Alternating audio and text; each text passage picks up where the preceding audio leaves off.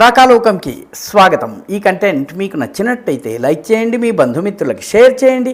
ఇప్పటి వరకు సబ్స్క్రైబ్ చేసుకోకపోతే సబ్స్క్రైబ్ బటన్ని నొక్కండి, అదేవిధంగా బెల్ ఐకాన్ని కూడా తప్పనిసరిగా నొక్కండి. జై హింద్ మిత్రులారా. ఈసారి 5 రాష్ట్రాల అసెంబ్లీ ఎన్నికల్లో అన్నిటికన్నా ఆసక్తికరమైనటువంటి ఫలితం వచ్చింది కేరళ. తమిళనాడు, బెంగాల్ల గురించి ఎక్కువగా వార్తలు రాయడం జరిగింది, ఎందుకంటే ఆ రెండింటికి ఉన్నటువంటి రాజకీయ ప్రాధాన్యం అలాంటిది. కానీ కేరళలో అద్భుతం జరిగింది.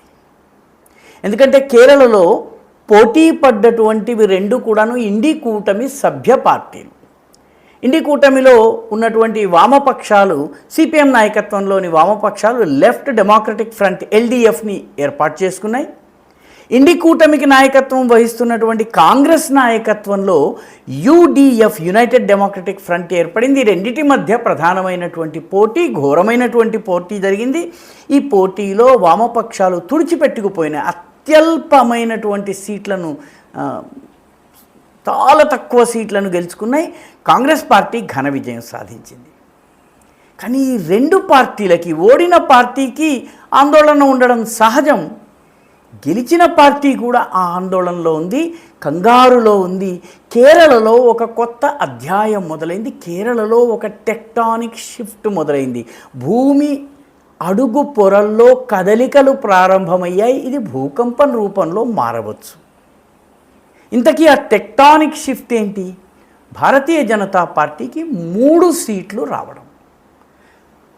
కేరళ చరిత్రలో లేనటువంటి సంఘటన. ఎందుకంటే కేరళలో వామపక్షము, కాంగ్రెస్ ఈ రెండు కూటములు కలిసి అద్వానీని హత్య చేయడానికి ప్రయత్నించినటువంటి అబ్దుల్ నాసర్ మదనీ అనేటటువంటి ఉగ్రవాదిని జైల్లోంచి విడుదల చేయాలని చెప్పి ఏకగ్రీవంగా తీర్మానం చేసినాయి. వందే మాతరం, జై హింద్, భారత్ మాతాకి జై వంటి నినాదాలు 75 సంవత్సరాల కేరళ అసెంబ్లీ చరిత్రలో వినిపించలేదు. ఇప్పుడు ఈ 3 సభ్యులు, కాషాయాన్ని కప్పుకున్నటువంటి 3 సభ్యులు జై హింద్, భారత్ మాతాకి జై, వందే మాతరం నినాదాలు ఇవ్వడమే కాదు, భవిష్యత్తులో అబ్దుల్ నాసర్ మదనీ వంటి ఉగ్రవాదికి మద్దతుగా తీర్మానం చేస్తే కనీసం 3 దాన్ని వ్యతిరేకించేందుకు కేరళలో నిలబడి ఉంటారు. కుహనా సెక్యులరిజం పైన, ఉగ్రవాదుల పట్ల సానుభూతి చూపించేటటువంటి వామపక్ష, దక్షిణపక్ష, లెఫ్ట్, నాన్ లెఫ్ట్ శక్తులు ఏవైతే ఉన్నాయో ఆ శక్తులకు విరుద్ధంగా జాతీయవాద శక్తులు జెండా ఎగరేసి మరీ అసెంబ్లీలో ఫైట్ చేస్తారు. ఈ టెక్టానిక్ షిఫ్ట్ అటు వామపక్షాలకి నిద్రకు రానివ్వటం లేదు, ఇటు కాంగ్రెస్ పార్టీ కూడాను కంగారు పుట్టిస్తుంది. కారణం ఏంటంటే ఇంతకాలము కేరళ రాజకీయాలు కేవలం 2 ధృవాల మధ్య జరిగింది. బైపోలార్ పాలిటిక్స్ అంటారు. అది కాకపోతే ఇది కాకపోతే అది. ఈ రకంగా ఈ రాజకీయాలు నడుస్తూ వచ్చాయి. మొట్టమొదటిసారి ఒక బలమైన 3వ ప్రత్యామ్నాయం కేరళ రాజకీయాల్లోకి వచ్చింది. 3వ ప్రత్యామ్నాయం రావడం అంటే మిగతా ప్రాంతీయ పార్టీలు లాంటివి వస్తే ఒక ఎన్నిక తర్వాత రెండో ఎన్నికకి చచ్చిపోతాయి, లేకపోతే ఇంకొకళ్ళతో విలీనమవుతాయి, లేకపోతే ఏదో ఒక కూటమిలో సభ్య పార్టీలుగా మారుతాయి. ఆ పార్టీల మధ్య చీలికొచ్చి, నాయకుల మధ్య చీలికొచ్చి ఒకడు ఆ కూటమికి, ఒకడు ఈ కూటమికి చేరుతారు. కేరళలో ఈ రకమైనటువంటి పార్టీలు చాలా ఉన్నాయి. కానీ భారతీయ జనతా పార్టీ అలాంటిది కాదు. భారతీయ జనతా పార్టీలో చీలికలు రావు. ఏకాగ్రతతోటి, దృఢ నిశ్చయంతో లక్ష్యం వైపు పరుగు తీసి పనిచేస్తుంది. కాబట్టి ఇది బలము పెరిగిన కొద్దీ మిగతా 2 పార్టీల బలం తగ్గుతుంది. ఇది చాలా ముఖ్యమైనటువంటి పరిణామం. అందుకనే ఇప్పుడు కేరళలో ఉన్నటువంటి బైపోలారిటీ, 2 ధృవాల మధ్య ఉన్నటువంటి రాజకీయాన్ని దెబ్బతీసి 3వ ధృవం ప్రవేశించింది భారతీయ జనతా పార్టీ రూపంలో. పశ్చిమ బెంగాల్లో కూడా ఇలాగే జరిగింది. పశ్చిమ బెంగాల్లో 2011లో వామపక్షాలకి, తృణమూల్కి పోరాటం జరిగినప్పుడు బీజేపీకి కేవలం 4% ఓట్లు వచ్చాయి. ఆ తరువాత 2016 అసెంబ్లీ ఎన్నికలు జరిగే నాటికి 15% ఓట్స్ వచ్చాయి. 2021 నాటికి బీజేపీ 38% వచ్చింది. ఏం జరిగింది? వామపక్షాల ఓట్లు, కాంగ్రెస్ ఓట్లు తృణమూల్తో విసిగిపోయిన ప్రజల ఓట్లు, బీజేపీ సొంత ఓట్లు కలిపి బీజేపీకి 38% వచ్చింది. ఈసారి 2026లో భారతీయ జనతా పార్టీ 46% ఓట్లతో అధికారంలోకి వచ్చింది.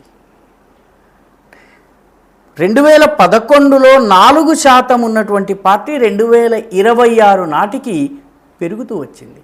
కేరళలో కూడా ఇదే జరుగుతోంది. అయితే కొందరు వాదించవచ్చు కేరళలో ఓట్ల శాతం తగ్గుతోంది అని చెప్పి.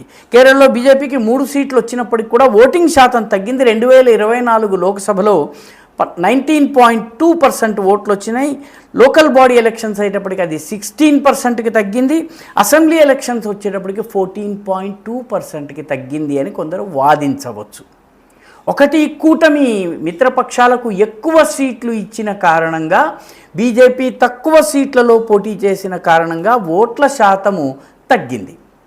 కాబట్టి ఇది న్యాచురల్గా తగ్గడం కాదు. ఎందుకంటే అన్ని స్థానాలకి పోటీ చేయలేదు. శ్రీనారాయణ ధర్మ పరిపాలన ఇటువంటి అనేక పార్టీలకి ఎక్కువ సీట్లు ఇవ్వడం వల్ల బీజేపీ యొక్క పోటీ చేసిన సీట్లు తగ్గడము, అందువల్ల ఓవరాల్ పోలింగ్ శాతం తగ్గింది. అయితే ఈ 14% ఓట్లతోటే బీజేపీ 3 స్థానాల్ని గెలుచుకోగలిగింది. ఇక్కడ జరిగింది ఏమిటి? ముఖ్యంగా వామపక్షాల వాళ్ళు, కాంగ్రెస్ వాళ్ళు గమనించినటువంటి విషయం ఏంటంటే కేరళలోని హిందూ ఓట్లు బీజేపీ వెనుక కన్సాలిడేట్ అవుతున్నాయి. ముఖ్యంగా వామపక్షాలకు పడే ఓట్లన్నీ కూడాను క్రిస్టియన్లు కేరళ కాంగ్రెస్కి వేస్తారు, ముస్లింలు ముస్లిం లీగ్కి వేస్తారు. మిగిలిన ప్రాంతంలో ఉన్న హిందూ ఓట్ల ఆధారంగానే కమ్యూనిస్ట్ పార్టీ గెలుస్తూ వచ్చింది. ఈడవా అంటారు, ఇంకొక కమ్యూనిటీ పేరు పెడతారు, కమ్యూనిటీలో లెక్కలు చెప్తారు, కానీ వాళ్లకు పడే ఓట్లు హిందువులవి. ఇప్పుడు ఆ హిందూ ఓట్లు తగ్గి బీజేపీ వైపు వచ్చాయి. కాంగ్రెస్ యొక్క హిందూ ఓట్లు తగ్గి బీజేపీ వైపు వచ్చాయి. కాబట్టి హిందూ కన్సాలిడేషన్ ఏదైతే బెంగాల్లో జరిగిందో దాని యొక్క తొలి దశ 2026లో కనిపించింది. పర్యవసానంగా బీజేపీ 14% గెలిచిన 3 సీట్లు గెలుచుకుంది. 2021 అసెంబ్లీ ఎన్నికల్లో 9 స్థానాల్లో బీజేపీ 2వ స్థానంలో ఉంది.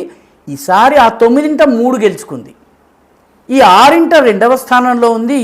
అదనంగా మరొక 6 సీట్లలో 2వ స్థానానికి వచ్చిందంటే బీజేపీ మొదటి లేదా 2వ స్థానంలో ఉన్నటువంటి సీట్ల సంఖ్య 9 + 6 15. 120 స్థానాల కేరళలో 15 స్థానాల్లో బీజేపీ ఫస్ట్ ఆర్ సెకండ్ ఉంది.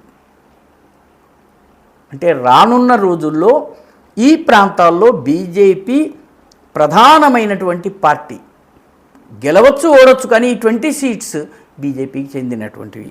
అంటే 9, 6, 15 సీట్లు. మరొక 15 సీట్లలో 30 నుంచి 40% ఓట్లు సంపాదించుకుంది. 3వ స్థానంలో ఉంది, కానీ చాలా బలమైన 3వ ప్రత్యర్థిగా ఉంది. అంటే 20 + 35, 20 + 15, 35 సీట్లలో బీజేపీ ఈరోజు రాజకీయ చక్రం తిప్పగలిగే స్థితి కేరళలోని 120 స్థానాల అసెంబ్లీలో ఉంది. కాబట్టి 120 స్థానాల అసెంబ్లీలో ఇన్ని సీట్లు, క్షమించాలి 140 సీట్లు అనుకుంటాను, అందులో ఇన్ని సీట్లు గెలుచుకోవడము అంటే కేరళలో నెమ్మదిగా 3వ ధ్రువం ఆవిర్భవిస్తోంది. కేరళలో సగం సీట్లలో గెలుపోటములు 10-15,000 కన్నా తక్కువలో జరిగినాయి. కాబట్టి సహజంగానే ఇది ఈ 2 పార్టీలకి వార్నింగ్ బెల్. అందుకని ఈ పార్టీలలో కంగారు మొదలైంది. కేరళలో సిద్ధాంతగతంగా బీజేపీ పెరుగుతోంది. ముఖ్యంగా ఆర్ఎస్ఎస్ కార్యకలాపాలు కేరళలో దేశంలోనే అత్యధికంగా ఉన్నటువంటి రాష్ట్రము కేరళ. ఆర్ఎస్ఎస్ ఏదైతే సైద్ధాంతిక భూమికను నిర్మాణం చేసి హిందువులందరినీ ఒక తాటి మీదకి తీసుకొచ్చేటటువంటి ప్రయత్నం చేస్తుందో, ఈ ప్రయత్నంలో 55% హిందూ పాపులేషన్ కనుక కన్సాలిడేట్ అయింది, దీనిలో 80% హిందూస్ బెంగాల్లో అయినట్టుగా కన్సాలిడేట్ అయినట్లయితే భారతీయ జనతా పార్టీ తిరుగులేని శక్తి అవుతుంది. ఎందుకంటే ముస్లిం సీట్లు ఏవైతే 22-25 సీట్లు ఉన్నాయో వాటికి మించి మిగతా చోట్ల వాళ్ళ ప్రభావం లేదు. క్రైస్తవ ఓటర్లకి ఒక 2-3 జిల్లాల్లో బాగా జనాభా ఉన్నటువంటి సీట్లు తప్ప మిగతా చోట్ల లేదు. మిగతా అన్ని చోట్ల హిందువుల ఓట్లపైనే కాంగ్రెస్, బీజేపీ, వామపక్షాలు ఆధారపడాలి. దాని అర్థం ఏంటంటే హిందూ కన్సాలిడేషన్ జరిగితే ఆ మేరకు కాంగ్రెస్ వామపక్షాల బలం తగ్గుతుంది.